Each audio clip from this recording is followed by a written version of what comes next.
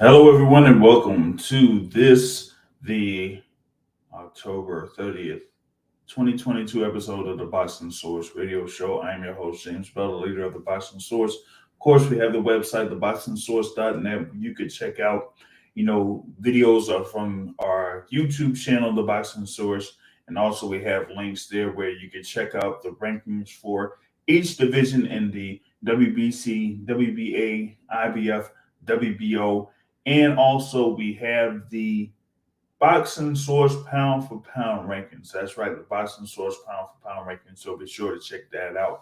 And of course, we have our social media outlets on Facebook, Twitter, Instagram, and yeah, of course, like I said, the YouTube channel. So, you be sure to definitely check that out. And quick shout out to Rev Masters, that is affiliate of Bet.us, that is a sponsor of sorts for the Boxing Source. So we're going to get into a number of things here in this particular podcast. We did have a lot of action that took place on Saturday. We had some action that did take place over at the Hulu Theater at Madison Square Garden. We also had some action there over in the California area, so we're definitely going to be going through all of that here in this particular episode. And, we may or may not have more in reference to the supposed fallout that has happened over the past 10 days or so, as we're getting more news and notes and information that's coming in reference to what could potentially happen on December 10th. But we also may have some news in reference to a unified champion, as he did make a statement on social media earlier today. So we will get into that. But first, we will start off with what happened over at the theater at Madison Square Garden. There was a number of fights there on that particular fight card, including one fighter that was a guest that we've had on the Boxing Source Radio Show. Plus, we've had multiple interviews with this young fighter, particularly days ago. Undefeated fighter Haven Brady Jr., who actually opened the telecast on ESPN Plus against Eric Mondragon. Had his first fight, sorts under the tutelage of Coach Bozy Ennis and Coach Lawrence Smalls over at Bozy's Dungeon in Philadelphia. That's where Haven Brady Jr. had the majority of his training for this particular fight, and went up there and had Coach Bozy Ennis as the head trainer. And you had Coach Smalls there as the chief second, and Jacob Stitz Duran was there as his cut man. But he was able to score a decision victory over Eric Mondragon. Had a good little start there. Was quick to attack Eric Mondragon in those first couple of rounds. Was coming off some combinations there as well. But there was a couple of times where he was getting caught with counters, and that was the plan for Eric Mondragon in this particular fight, was to catch Haven Brady Jr. there, with counter shots. And he was successful a few times there in that particular bout. But pretty much around that fifth round or so, we headed to the point where Haven Brady Jr. Had stepped it up and pretty much showed that he was in a different class there than Eric Mondragon, and he scored a unanimous decision victory, as I said there, for him to stay undefeated. He is now 8-0 there, and this was at the 130-pound division of sorts there. So did have that. Of course, you also had other undefeated fighters on showcase there. Tiger Johnson was fighting on that card against Esteban Garcia, was able to score a unanimous decision there. Abdullah Mason scored a TKO victory over Angel Barrera. Troy Isley scored a unanimous decision victory over Quincy Lavalier, which is a pretty good, test of sorts there against Lavalier, a very tough opponent there. You also had Duke Reagan over Luis LeBron there, and you also had Nico Ali Walsh getting a unanimous decision victory over Billy Wagner, where he bloodied up Billy Wagner pretty early, but he was also getting caught a few times by Billy Wagner over the course of that fight. And in the main part of that telecast there, where you had 3 fights. In the first fight, you had Richard Torres Jr. Going up against Ahmed Hefney there, with Richard Torres Jr. scoring the TKO victory there, which in a pretty sloppy fight for as long as it lasted. Also with the referee getting a little bit involved in that particular fight, but still didn't stop Richard Torres from, getting the TKO victory there. And also Robeisy Ramirez scoring a 9th round TKO victory over Jose Matias Romero, where, he puts himself in position to potentially fight for the WBO featherweight title there, as he, could be in that particular spot, I would say within by February or March, so to speak, there, where it could be a pretty good there for him. I mean, Robeisy Ramirez kind of was looking for, I would say a quick knockout and emphatic knockout victory, pretty similar to, what he had in his last bout, where he scored an emphatic knockout victory over Abraham Nova earlier this year. And it looked like he was trying to do the same thing here against Jose Matias Romero, but Romero wasn't really going for all of that. So in a sense, you had the instance where he just had to, kind of like calm down a little bit, make some adjustments. And then once he did that there in the 9th round, he ended with the flurry on Jose Romero in order to score that knockout victory. So, with him, he's going to see what happens with the WBO featherweight championship, as we see how that is going to turn out or shape up or, anything like that. So we'll have to see how that goes. And then once that is sorted out, then we'll see if, Robeisy Ramirez is going to, fight for that WBO featherweight championship. And going into that main event, you had Vasyl Lomachenko against Jermaine Ortiz, with, Vasyl Lomachenko coming in there with the first fight that he had this year, going up against Jermaine Ortiz. Vasyl Lomachenko coming in there with a record of 16 wins and 2 losses, going up against Jermaine Ortiz, who had a record of 16 wins, 0 losses, and 1 draw. And, a lot of interest was in this particular bout because, there were a number of people that felt like everything was kind of like penciled in for Vasyl Lomachenko to have this win, and then eventually could face Devin Haney for the undisputed lightweight titles. But at the beginning of this fight, you pretty much seen Jermaine Ortiz kind of like show that he has some skills, that, he was a very good fighter in this case. He looked like he was a bigger man there against Vasyl Lomachenko, and was, very aggressive there, with his attack. Throwing combinations, double jab, right hand, or the jab and right hand, and that you kind of like seeing Vasyl Lomachenko being Vasyl Lomachenko in a lot of his matches, where he has a slow start. He tries to, figure out what his opponent is doing, and then makes adjustments later on in the fight. And it almost looked like that was the same case here. Jermaine Ortiz having the good start there against Vasyl Lomachenko, winning a few of those rounds, a few of those early rounds there against Vasyl Lomachenko before Vasyl Lomachenko was getting himself back into it and kind of like, landing more shots over the course of the fight. But, for me, I didn't really see that until pretty much like the fifth round or so.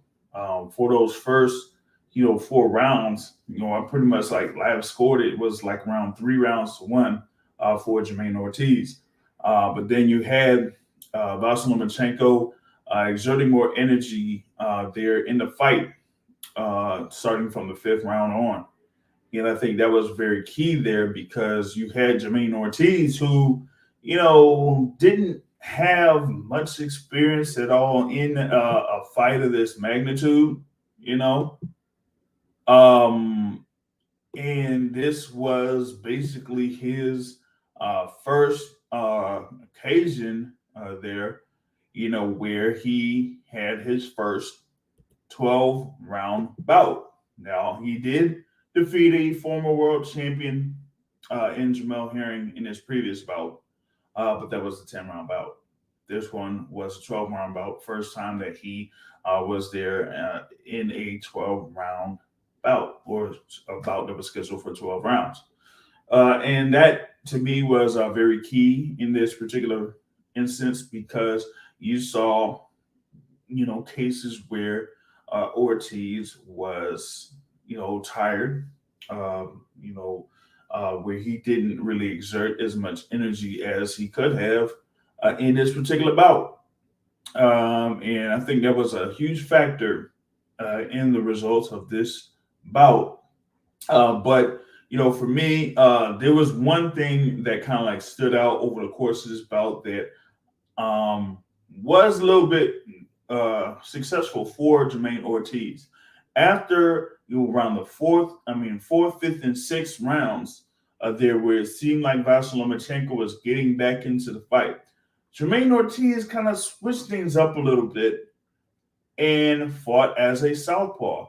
And that was one of the things that was mentioned over the course of the fight was that, while Jermaine Ortiz was at one point a sparring partner for Vasyl Lomachenko, while Vasyl Lomachenko was preparing for Richard Coleman for that fight, Jermaine Ortiz mentioned that one thing that he never did over the course of that, training session was that he didn't switch over to southpaw.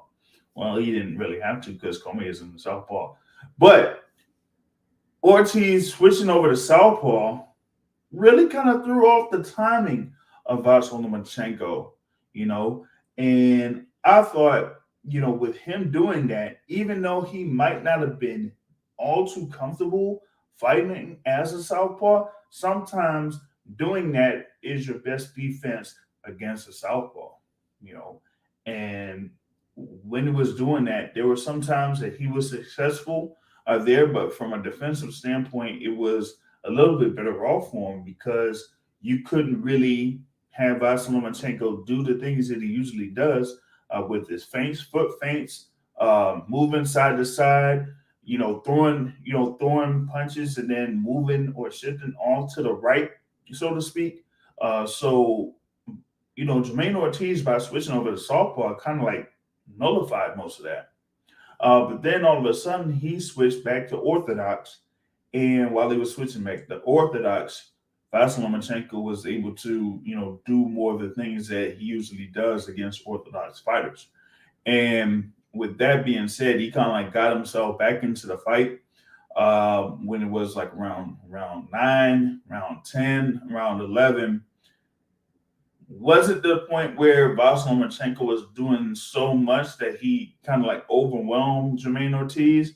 Not really, but he kind of did enough to get most of those rounds in the tail end of the fight, And in round 12, I kind of like seen like in rounds 11, rounds 12, where you could have like said, hey, Jermaine Ortiz, this is your moment. This is where you could really kind of like take over and say, hey, I'm here at this particular position. The fight is close at this point, live, or at least I thought it was close at that point. Uh, you go ahead, you assert yourself in these last couple of rounds, and you could take this fight. You could pretty much take this fight. And well, the energy just wasn't quite there. Um, and for me, I really didn't see it that much from Vasyl Lomachenko either, where he could have, overwhelmed his opponent. I compare this particular bout to Vasyl Lomachenko's fight with Teofimo Lopez, where Teofimo Lopez had a great start. Vasyl Lomachenko got himself back into it. And then there was like one point where Vasyl Lomachenko almost seemed like he was going to take over the bout. And then Teofimo Lopez took it in that 12th round. Here in this particular bout, you didn't really get that much. You didn't get that much energy there from Jermaine Ortiz.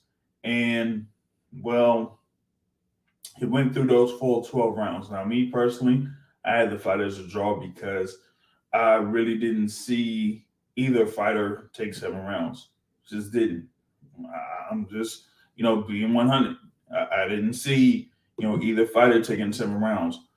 Fight went to the scorecards. You had John McKay scored about 115, 113. You had Mark Constantino scored about 116, 112. You had Frank Lombardi scored about 117, 111.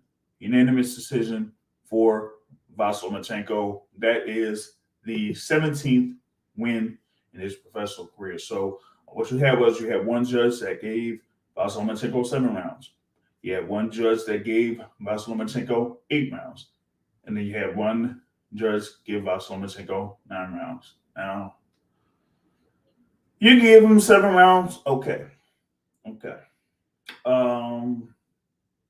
You give him 8 rounds, no. But you give him 9 rounds. Come on, man. Come on. After that first half of the fight, you mean to tell me that you gave Vasyl Lomachenko pretty much like every round?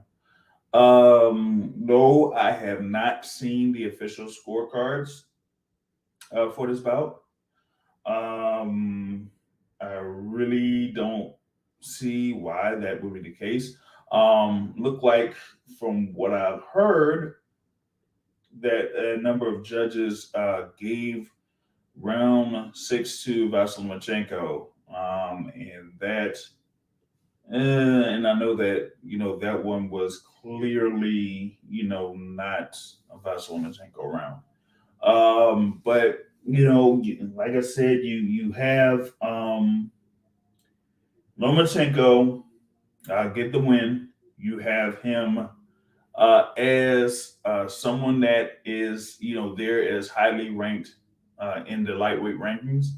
Of course, after the fight, you had the undisputed lightweight champion Devin Haney step into the ring. Of course, Devin Haney has had those 2 wins over George Kambosos Jr. And he looks like he could be the next opponent for Vasyl Lomachenko. Haney looks like he is ready for that fight against Vasyl Lomachenko. Vasyl Lomachenko did kind of like say that he needs more time of sorts, before maybe that fight could take place. I'm saying here, they should go ahead and try to make that fight by March or April of 2023. And I would highly favor Devin Haney to win that particular bout. Vasyl Lomachenko, at this point, I don't think that he is, what, of course, he's not what he's been in the past. And thing about it is that, there is something that stands out with Vasyl Lomachenko.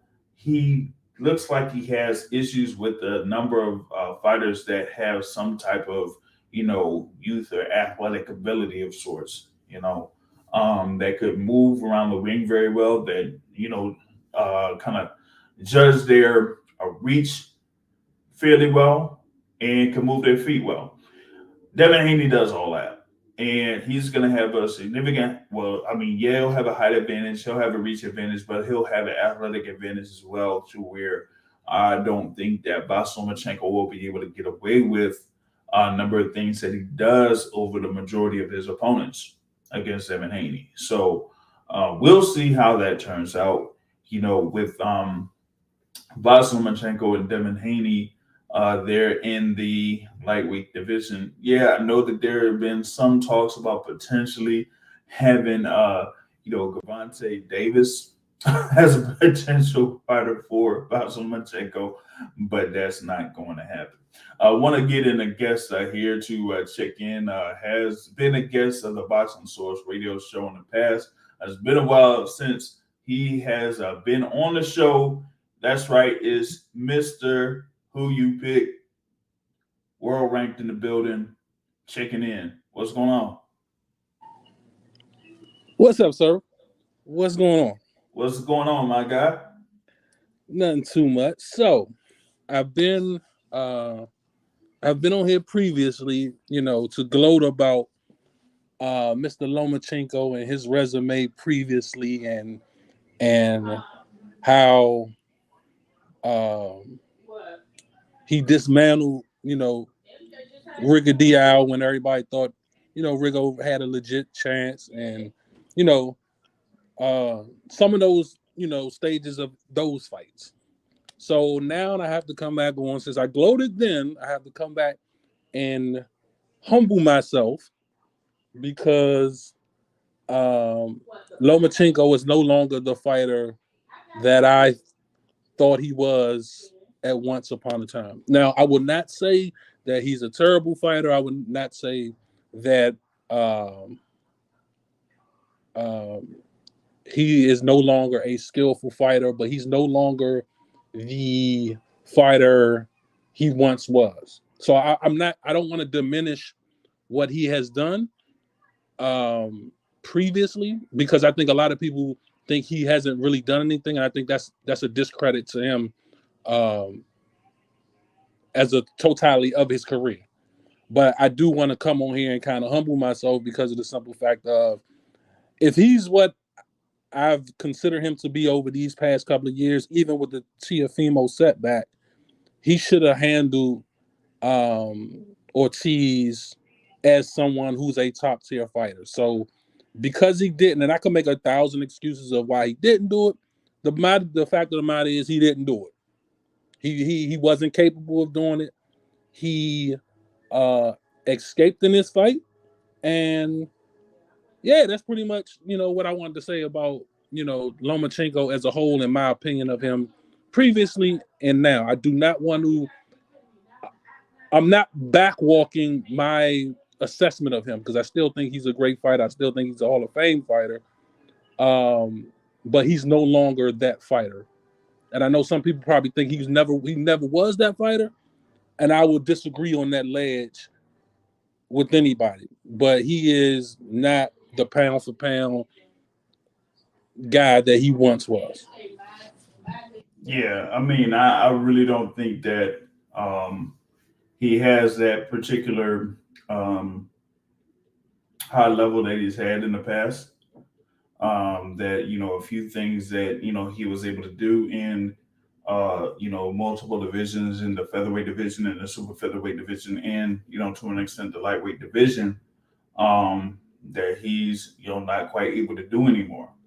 And at this point, we just have to see like how he's going to be able to adjust here in his professional career. Because when he goes up against guys that are in the lightweight division, but seem to be bigger and more athletic than he is, he has issues. Like I said, he had issues against Teofimo Lopez. To a certain extent, he did have issues in this fight against Jermaine Ortiz. It was just that Jermaine Ortiz didn't have what was needed in order to kind of like take over the tail end of the fight. And, as mentioned, with this being like his first go around in a 12-round bout. That kind of like was shown when he had times where he was fatigued in this bout. So for me, I kind of like see that coming from um, Vasilomachenko, but also on Jermaine Ortiz's part. While he did have a very good start in this instance, I didn't really see something from Jermaine Ortiz that kind of like said Vasyl Lomachenko would be reluctant to do what he does on offense. With someone like a Teofimo Lopez has something that makes his opponents respect him in a sense. But here with Jermaine Ortiz, you really didn't see that, and so that kind of like got Vasyl Lomachenko to get himself back into the fight. From the fourth round on. So, with that being said, yeah, he was able to, get back into the fight. I kind of like felt like it was a draw of sorts because while there were some, rounds that Vasilomachenko won, there were also a number of rounds that, Jermaine Ortiz won. And I just really didn't see like over the course of, the fight in general where, either fighter won 7 rounds. I just had it 6-6. The only thing was, it was just that in the like those last rounds, those championship rounds, Jermaine Ortiz was, tremendously fatigued to the point where he just couldn't really take control of that bout, and so that was kind of like the result for me. It was just that I didn't see where, as one judge scored it with 8 rounds to 4 in favor of Lomachenko, and another judge scored it about in favor of Lomachenko 9 rounds to 3. I'm like, well, I didn't see anywhere where it could have been 9 rounds in favor of Vasyl Lomachenko in this bout. So I'm always looking at the business side of the sport. So during the whole fight, and this fight was similar in a way to the Teofimo fight because Teofimo started so well, and he really basically swept like the first six rounds, 5 or 6 rounds of the Lomachenko fight. Lomachenko then came on later on in the fight, but in the 11th and 12th rounds of those fight of the Teofimo fight, he had that extra gear to not allow the fight be taken back, which Ortiz did not have. And there was a sense of urgency in the Teofimo fight later in the fight, knowing the situation. And I tell a lot of people in terms of, and I never wavered, even when Ortiz was up, that unless he was stopping Loma, which he had no shot of doing, in my opinion, and Loma had no shot of stopping him, that he wasn't going to get the cards. I didn't see any way, even when he was up. And he was up. There was a point in this fight where he was up, and it was, I don't want to say pretty convincing, but he was up, and he was clearly winning the fight. Yeah. But I just knew that if Lomachenko can be somewhat competitive in the late rounds, which he did in the Teofimo fight, but Teofimo, and he stepped up in the later fights to make sure that fight didn't get taken away from him, and Ortiz didn't. Right. Now, people say that it's Ortiz's opportunity. He didn't, he's new to the stage. Well, we can say the same thing about Teofimo at that time, because he didn't have a big fight prior to that, really. But he had that sense of urgency, and I don't know if it's a stamina thing. I don't know if it's a training thing. I don't know if it's a mentality thing, that he was able to separate himself from Lomachenko in those last couple of rounds, and Ortiz wasn't able to. And my question to you is, what do you think the difference was? Because in experience, in terms of world level fights, neither him or Teofimo really didn't have that level of fights prior to the Lomachenko fight. Well, to me, I think it was that going into those bouts, Teofimo Lopez was extremely confident and believed, like without a shadow of a doubt, that he was better than Vasyl Lomachenko, and that he had been looking forward to that bout against Lomachenko for a long time, and that he kind of like used that as partially his motivation. And even like going right before the fight, when they like had their little interview of sorts there with Joe Tessitore, whoever it was, and Teofimo Lopez pretty much said like, look, I'm going to show y'all that from a skill standpoint, I'm better than Vasyl Lomachenko. He already felt that he had the power to get Vasyl Lomachenko's respect, but he said that he was going to be skillfully better than Vasyl Lomachenko in that fight. And in those first few rounds, you kind of like seen that from Teofimo Lopez. So the amount of confidence that Teofimo Lopez had going into that bout against Lomachenko was very key in that bout. For me, Jermaine Ortiz, even though he was undefeated, he had his, key win over Jamel Herring earlier in the year. I didn't really see that level of confidence from Jermaine Ortiz, and with that being said, that's kind of like half the battle in most of these cases in these fights is that you have to be like 155.5% confident that you're going to defeat your opponent. And even with someone that the caliber of Vasyl Lomachenko that gets all of this praise, all of this, publicity and everything like that, you got to be like saying, hey, man, I'm bigger than this guy. I'm skilled myself. I can do things here and there. I can beat this guy. And, for those first few rounds, you kind of like seen the skill level of Jermaine Ortiz to where he was getting with Vasyl Lomachenko. And I think that for some reason, it almost seemed like it was a surprise to some folks. Maybe it was a surprise for Jermaine Ortiz. But, to kind of like have something like that happen and you don't really build off that, then you're gonna, run into those issues where you have someone like Vasyl Lomachenko come back. And, also, having that instance of not being used to fighting for 12 rounds in a 12-round bout, that is a key factor there as well. And I think that, harmed Jermaine Ortiz in this instance. Yes, his trainer kind of like, emphasized to him in those 10th, 11th, and 12th rounds, like, this is your moment. This is your time to shine. This is where, you can take over and, take this fight from Vasyl Lomachenko. But, from that live, you really didn't see that, coming from Jermaine Ortiz. And like I was saying earlier, I don't know what happened when he didn't switch back over to southpaw when you had him going to orthodox and Vasyl Lomachenko was getting back in the fight.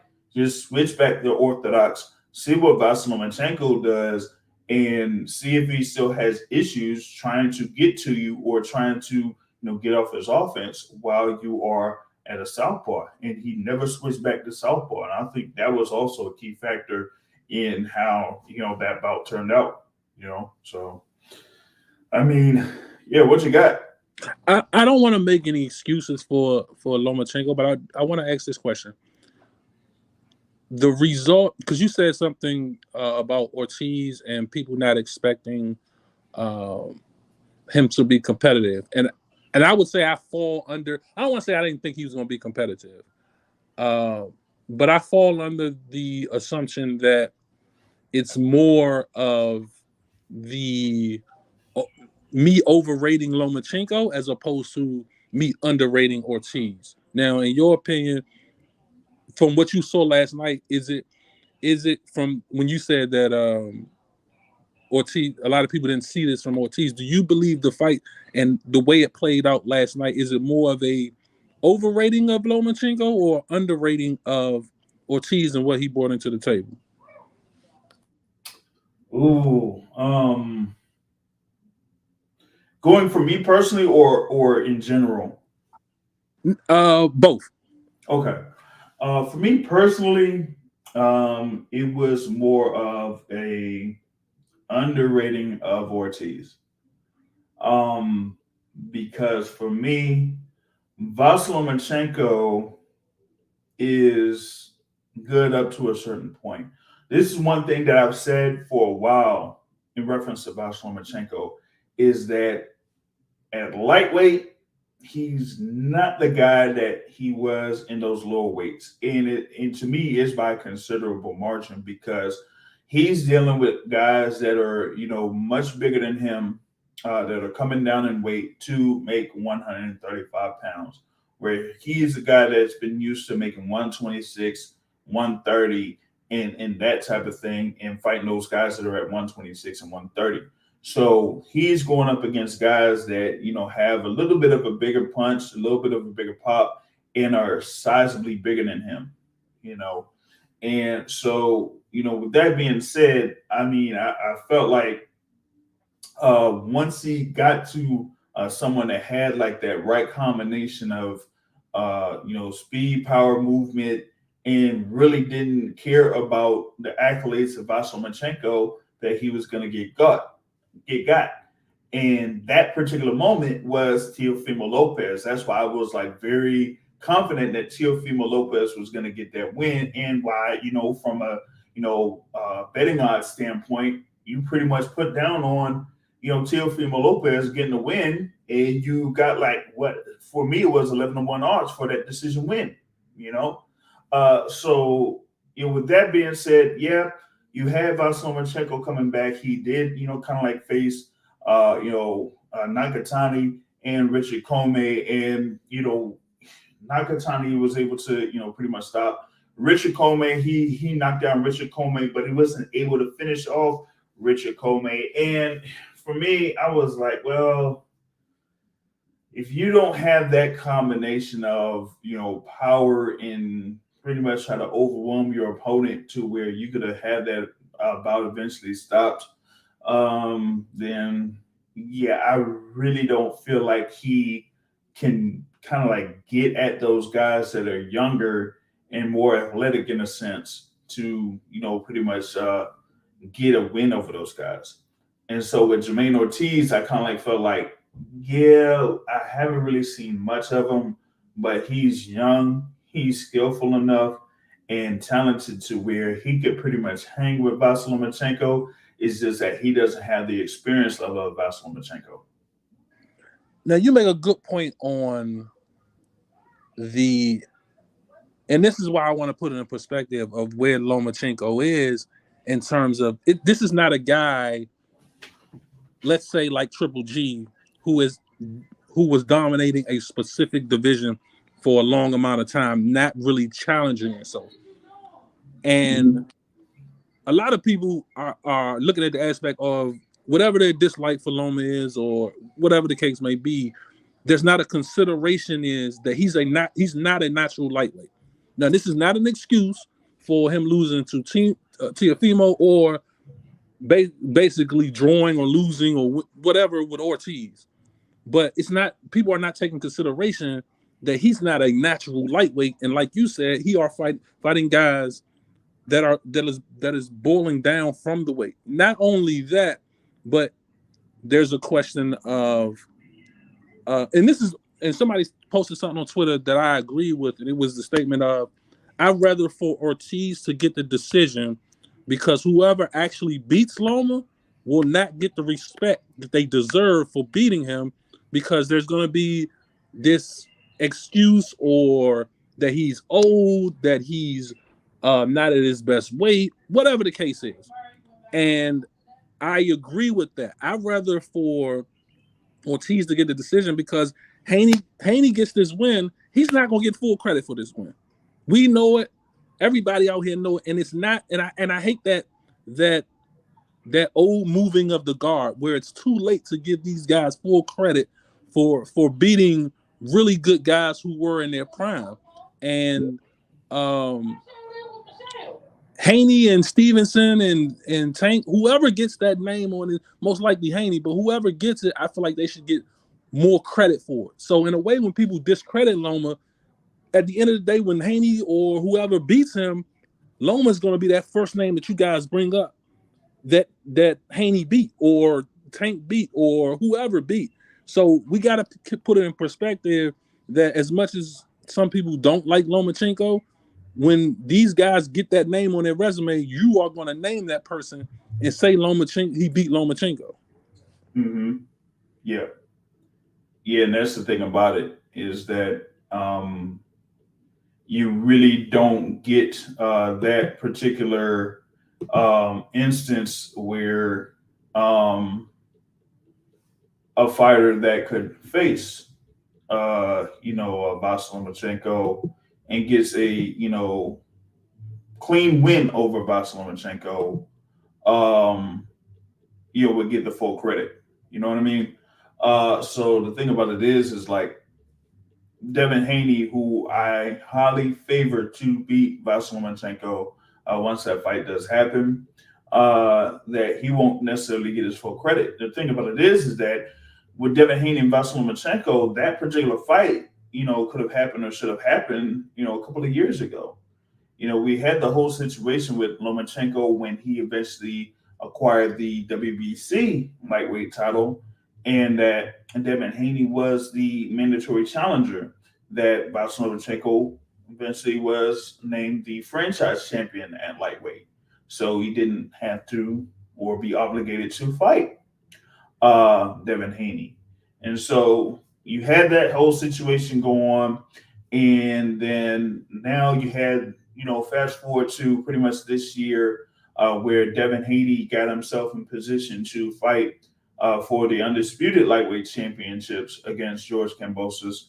Won the first bout, then had the second bout where, a lot of people felt like he drained himself to make 135. But still had a more, emphatic victory over George Kambosos Jr. That we'll have to see how he kind of like approaches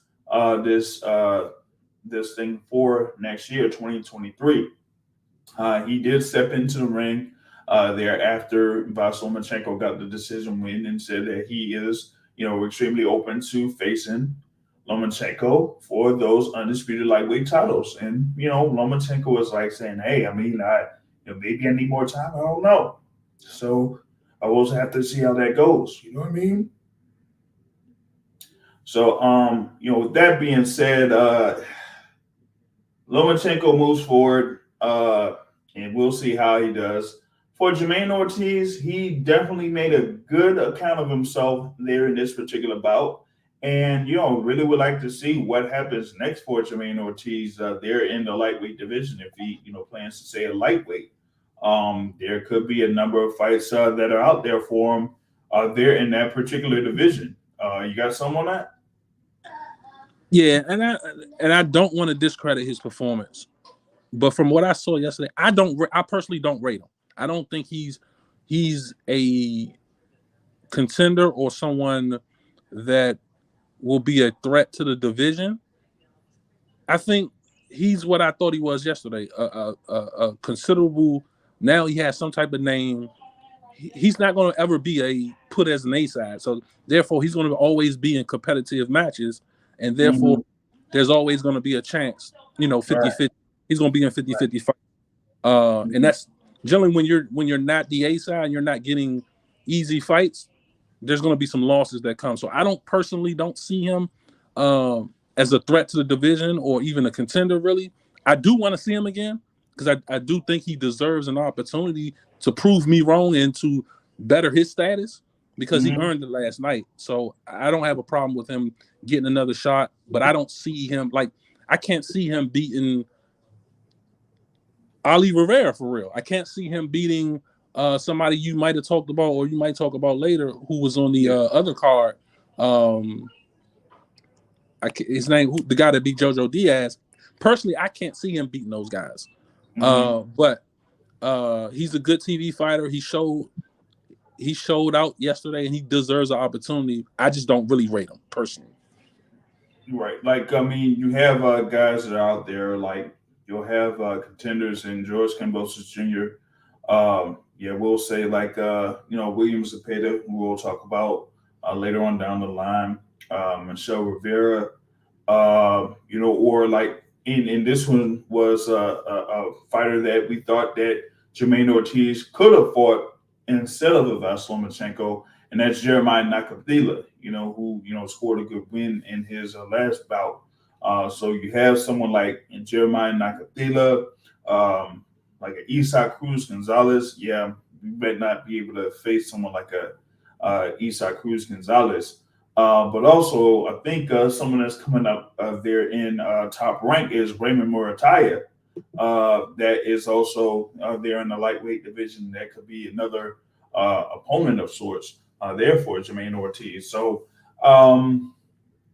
and I'm not, really mentioning the guy that, is now at 135 pounds, so former unified champion at 130, Shakur Stevenson. But that could be another guy that they could put as a B side to, facing Shakur Stevenson. They might, have like another fight for Shakur over in Newark against someone like Jermaine Ortiz. But I mean, who knows how that would, kind of like sort itself out there for that. You know what I mean? But that's kind of like how that that lightweight division shapes itself out. Like I said, with Devin Haney having all of the belts, Vasyl Lomachenko looking like he's penciled in as the next opponent for Devin Haney.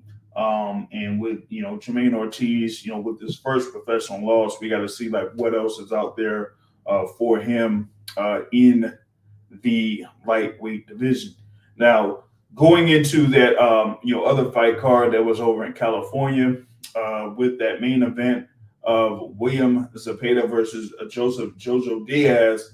That one was one where I kind of like felt like you had Zepeda there as an established fighter there in the division. Of course, Jojo Diaz had been a contender at the featherweight division, world champion at super featherweight, campaigning there in the lightweight division, where he did face Devin Haney at one point and lost to Devin Haney, and really didn't favor Jojo Diaz in this particular bout. Yeah, I thought that Williams Zepeda would eventually overwhelm him and get the win, but it ended up being a little bit of a better fight than I expected there for this one. And for a good number of those rounds, you had some good, inside action there in close quarters between these guys.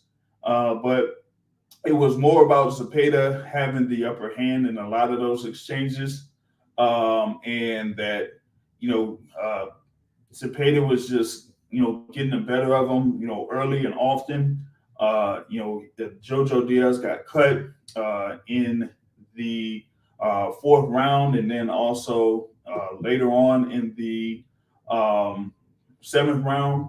But he was still in there tough there against William Zepeda, but it was still a unanimous decision victory for Zepeda, with Zepeda getting like 11 rounds in 2 of those scorecards and 10 rounds in 1 scorecard for Zepeda to stay undefeated there at 27-0. And it's just the thing about it is with Zepeda, it's more of a matter of where he's at, in that you can't really place him anywhere to kind of like say, hey, he could eventually contend for a world title there in the lightweight division. But you do have a couple of other guys there under Golden Boy Promotions, but one of them is still in a little bit of a discussion point to see if he can face Gervonta Tank Davis. But that's a whole nother story there. But going to the whole thing with William Zepeda and Jojo Diaz in that main event there in California, their world rank. Yeah, I didn't see the fight per se, so I can't speak on the actual action of the fight. But I am curious how or where they're gonna put Zepeda going forward, because, like you said, there's a logical choice there if another fight doesn't get made. But if that option isn't there, how do they keep him active but also in a ascending form as opposed to being stagnant? Because Golden Boy doesn't have a lot of options per se in terms of the lightweights. So I'm curious to see how they move him going forward and try to have him like you said, how does he get a title shot, or how does he ascend his career? Because right now, I'm not sure how he gets in to the top of the food chain. So, curious to see how they move him, and what's the next step for him. Yeah, that's the thing that's curious. I mean, Jojo Diaz was there as like a contender of sorts in the lightweight division, but you wouldn't necessarily put him over Zepeda, going into this fight. And we kind of like clearly seen that Zepeda was, a lot better to at least to me than Jojo Diaz in this case. And so now it's like, what's next out there, for William Zepeda? Like, what could you potentially put him in there against if you can't, fit him in there against like a Ryan Garcia? Um, like, would you be able to like make a deal with him to fight Zara Abdulayev, or someone, I don't know, like a Jezreel Corrales or something? Like, I really don't know. There really isn't that many other options out there for Williams Zepeda to kind of like say, hey, is he there as like a potential world title contender? Do you say like, okay, what other position could he be put in? You hadn't seen like someone like a Golden Boy Promotions really try to work with other promotional organizations to try to make cross promotional fights like that. Everything is pretty much like in house with Golden Boy Promotions. But now, when you have someone like a William Zepeda, where he's there, he's built up his record, he's undefeated, he, kind of like has proven himself to be a very good contender there in the lightweight division. But now it almost seems like you're running out of opponents for him. So now what are you going to do? I mean, are you going to like say put him on ice to see if he could eventually, contend for the world title? Who knows? But outside of that, you really don't have that much out there for William Zepeda there in the lightweight division. I mean, we kind of like named some of those, fighters that are there lightweight, like Michelle Ali Rivera, Abdulayev, maybe Ivan Mendy, I don't know, Dennis Baranchyk, maybe Angel Fierro. I mean, I'm just naming guys that are, kind of like positioned in different spots in the sanctioning bodies rankings, or the top 15 rankings in these sanctioning bodies that, someone like a William Zepeda could potentially face while, that whole lightweight title situation gets sorted out, which will be like what, locked up for another, 4 or 6 months at minimum. So you've had, the thing where all the lightweight titles have basically been on lock since what, like, April,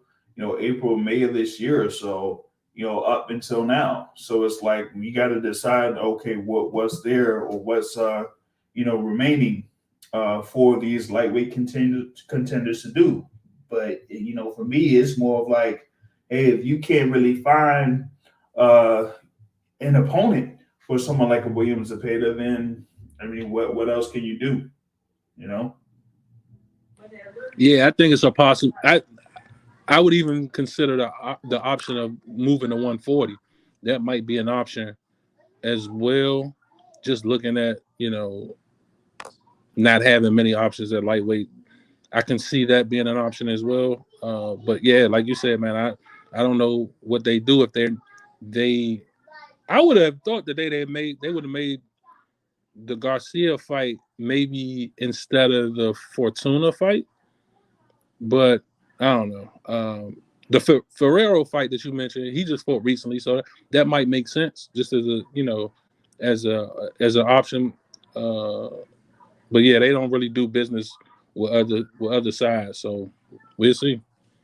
Yeah, that's the thing about it. They really don't do business with these other promotional organizations. So having someone like Zepeda out there that could be pretty much stuck at 135 pounds looking for an opponent, we'll have to see like how that goes here in the next 4 months or so. I mean, you want to say about keeping someone like him active out there, but if you don't have the opponents available for him, then it's almost like, what can you do? If he does like move up to 140, I don't know. Maybe you'll have more options there at 140. Maybe not. It just depends on how they kind of sort that self out when it comes to Williams Zepeda. But I think that he could be someone that is a very viable contender there in the lightweight division. It's just the issue of trying to see what happens with the lightweight title situation. If you have them all locked down with Devin Haney eventually fighting Vasyl Lomachenko next year, then you're gonna have to see what happens with the rest of these contenders out there, 135 pounds. Now, you did also have, like, in that fight card on the co-featured bout, Alexis Rocha there against Jesus Campos, with Alexis Rocha getting the win there, unanimous decision win, almost a near shutout. He's there as the what is this? The NABO welterweight title that was there for on the line there, and Alexis Rocha won. So he has that record of 21 wins and 1 loss. And for me with Alexis Rocha is that he's there at the welterweight division, and there's also another guy that is there under Golden Boy Promotions that is a highly ranked contender in the welterweight division by the name of Virgil Ortiz Jr. And given what has kind of like been happening at the top of the welterweight division, and that a certain fight, of course, is not going to happen, well, then if you're not going to have one of those world title holders defend against a top ranked contender there in his rankings, and he really doesn't have to face the number 1 or number 2 guy because he already had his mandatory defense last year, and it's not due for another 6 months. So in the meantime, why not go ahead and have Virgil Ortiz fight, this guy here with the Alexis Rocha? To me, I thought that particular fight would have happened. Of course, Virgil Ortiz had the whole thing with David Evasion earlier this year. That fight was ordered, didn't necessarily happen. And then, he Virgil Ortiz ended up fighting someone else and, won that bout. And so he's a mandatory or not a mandatory or whatever it is, after his win over Michael McKinson. So if you're going to have that mess at the top of the division there for those world titles, why not have Virgil Ortiz Jr. there against Alexis Rocha? I think that particular bout would be a very good bout as long as it lasts. Both of those guys are, not afraid to get in there and get dirty and get on the inside and work the body of their opponents. And I think it would be a good little scrap between Virgil Ortiz Jr. there and Alexis Rocha. But, it just depends on if, Oscar De La Hoya, Golden Boy Promotions, and the matchmakers there would kind of like see if they could put that fight together. No, I agree. I ain't really got nothing on Rocha's fight. I didn't see it, so I don't have anything on it. Yeah, I mean, I saw it there against Campos. It was, like I said, it was a near shutout victory there, for him. And it wasn't, like I said, it wasn't like all too eventful there in that sense. That, I think it was something where Rocha was, levels better than his opponent. It was just that it did go the distance there in that instance there. So you did have that. Real quick before I, look ahead to what is coming up next week. Just wanted to mention the thing with the undisputed lightweight champion and women's boxing there, Katie Taylor, getting the unanimous decision win over Karen Carbajal with scores of 100-91, 99-91, and 98-92. She is there at 22-0. Really don't know what is going to be next for Katie Taylor. I mean, we thought that there was going to be an immediate rematch with her and Amanda Serrano, given the amount of success that that particular fight had at Madison Square Garden. That it was pretty much a fight of the year contender that they had at Madison Square Garden. So they thought it would have been an immediate rematch, but that didn't necessarily take place. So going into next year, we have to see if that is going to be there in the works for Katie Taylor, or if there could be someone else or another opponent that probably could move up to the lightweight division and challenge Katie Taylor um, in the name of the unified champion at super bantamweight there in Alicia Baumgartner. But like I said, it remains to be seen how that's going to sort itself out. But looking ahead to next week, you do have in the light heavyweight division, you have Dimitri Bivol versus Gilberto Zurdo Ramirez for that WBA light heavyweight championship. Two guys undefeated there in the light heavyweight division. Of course, Zurdo Ramirez, a former world champion at super middleweight, moving up to light heavyweight.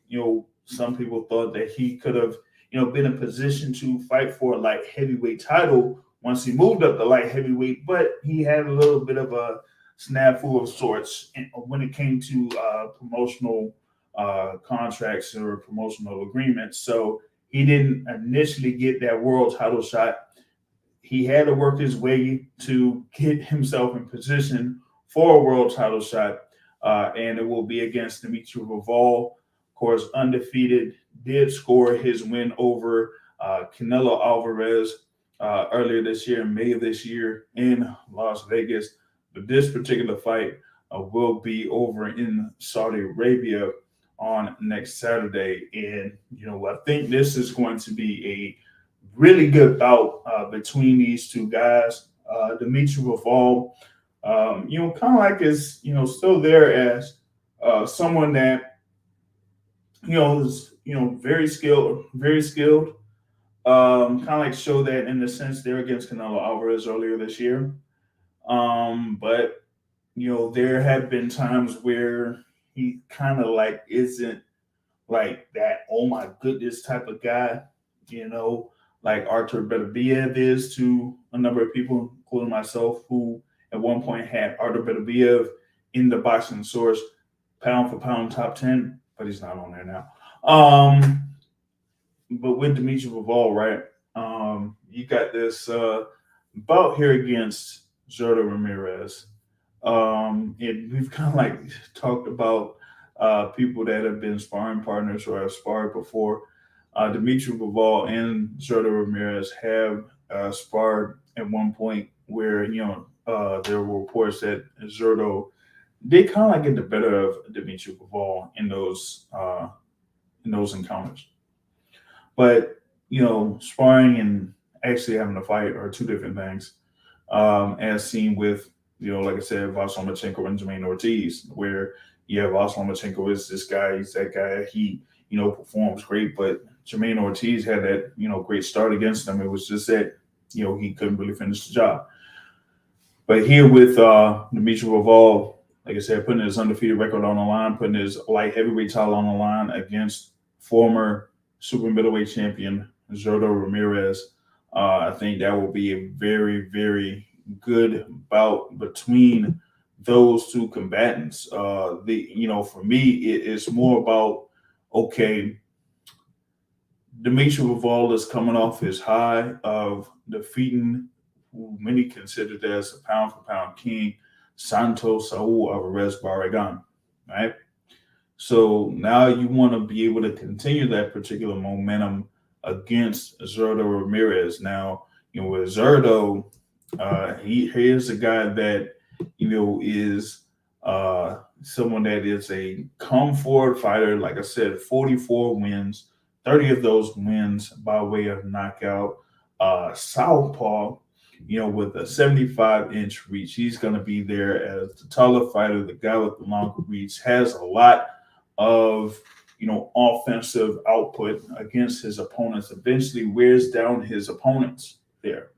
So, when it comes to Dimitri Bivol, it's not going to be, it's almost going to be contrasting styles in a sense, going from Canelo Alvarez to Zurdo Ramirez. Canelo Alvarez is someone who is more of like he could come forward, but he's very economical, very efficient in what he does. So he could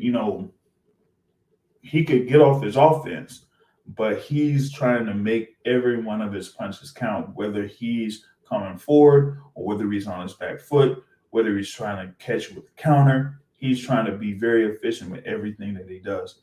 With Zurdo Ramirez, you probably won't get that much in terms of efficiency, but you'll get a lot more when it comes to output and punch output.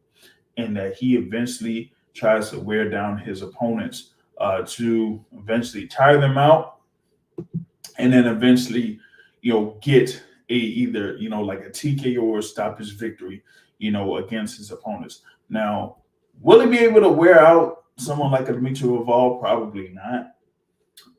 But the thing about it is, with Dimitri Bivol, if his skill level is good enough to kind of like nullify a lot of the stuff that Zurdo Ramirez does in the ring, then that will be huge for him in this fight that's coming up on November 5th.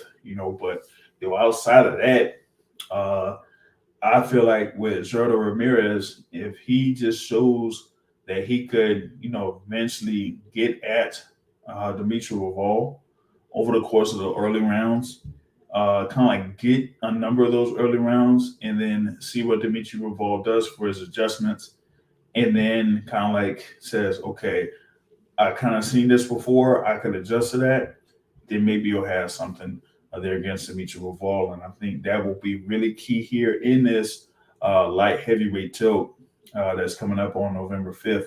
But after that, we got to see what happens with the winner, right? Now, Dimitri Bivol, if he's there, he gets the win. It's likely that he could be facing Canelo Alvarez once again next year in May. Of course, Canelo Alvarez had his decision win over Gennady Golovkin in September. You all know he does that May, September thing. All right, cool. But if Zurdo Ramirez wins, you may end up having a rematch between Bivol and Ramirez. And if that happens, hey, what happens with Canelo Alvarez? Who is he going to end up facing? Who knows? For some fans, maybe that means that they could be rooting for Zurdo Ramirez to get the win in this particular fight so that Canelo Alvarez can end up fighting someone else outside of Dimitri Bivol next year. But, I mean, we'll eventually see how that turns out come next Saturday. Right? Cool. Now, when it comes to, other news and notes, there, there's one thing that is kind of like around the social media airwaves, and that deals with the unified welterweight champion, Errol Spence Jr. Yep, we have talked over the past couple of weeks in reference to the news of there not being a undisputed welterweight title fight happening.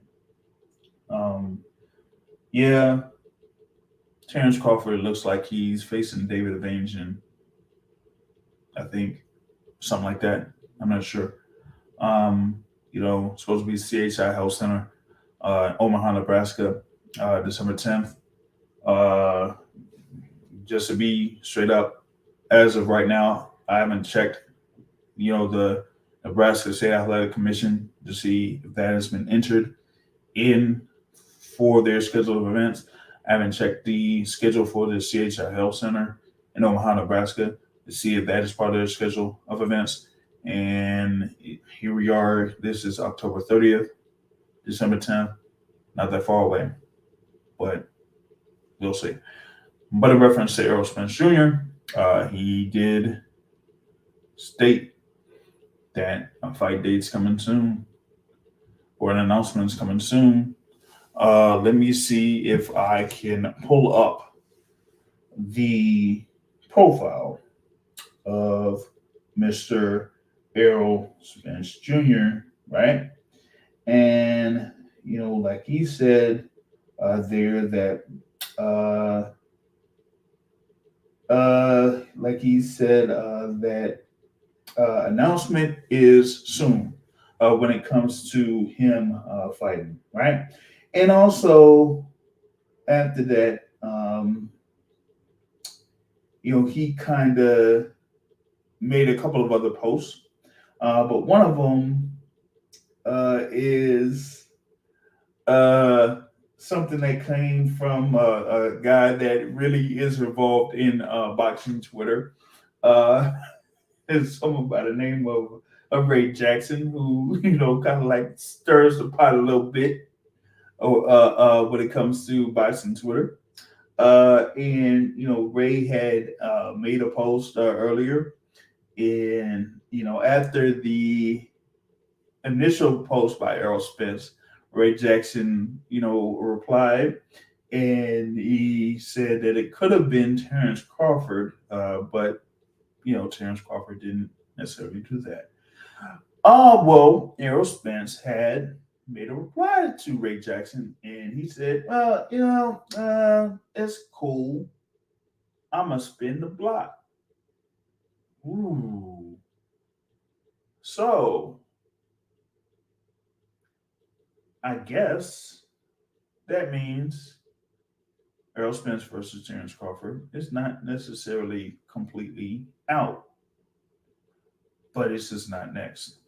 So that means Errol Spence Jr. Will have a fight date, will have an opponent that's soon coming.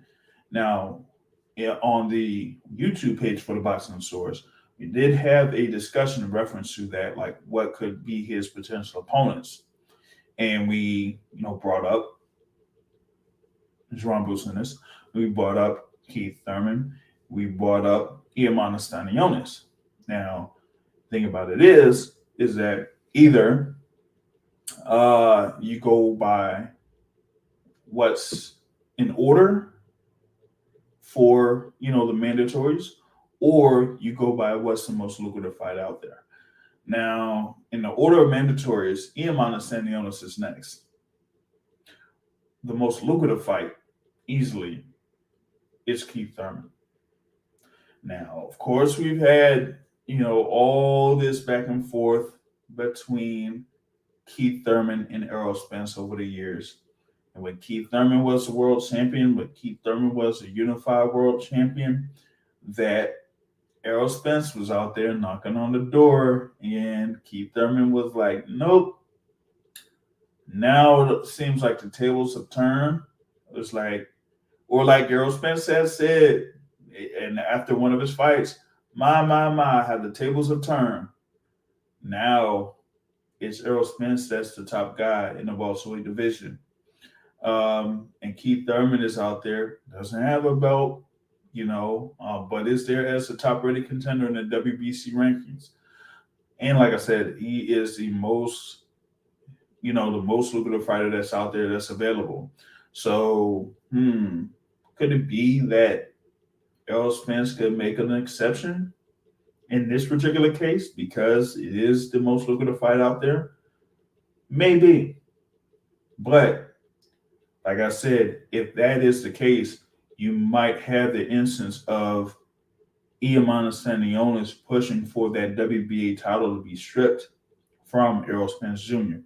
Now, if that's the case, hey, it is what it is. Errol Spence, his main goal was to become the undisputed welterweight champion of the world. And because of the actions of Terrence Crawford at this particular time, we ain't having an undisputed championship fight. But will we have that fight later on down the line? Maybe. Will it be at 147 pounds? I don't know. I don't know about that. We'll eventually find out. Errol Spence has said that this particular year, the end of this year, is the end of him trying to get down to 147 pounds. And usually he's a man of his word when it comes to what he's going to do, what he eventually wants to do, and things like that. So if you have somebody that has at one point come up from 180 pounds plus down to 147 in order to fight Sean Porter, or 160 plus to fight these other guys like Yordenis Ugas or something like that, he's not going to be trying to push himself to get down to 147 that much longer. And this is his not like, of course, he's getting any younger. So we'll eventually see what happens when it comes to Errol Spence Jr. And we'll see what the announcement is going to be. Who will the unified welterweight champion face later on down the line? But, well, at least we know it's not Terrence Crawford. But it's going to be somebody that's at a high level, because Errol Spence does not take tune-up fights. So that's what I got on that. And with that being said, that kind of like brings it into this particular episode of the Boxing Source Radio Show. We'll get back at it in the next week or so. See what happens with that Bivol Ramirez fight. And like I say at the end of every show, folks, supporting boxing is a hit and not a hit, not a sin and trade. On that note, folks, I'm out. Have a good evening, everybody.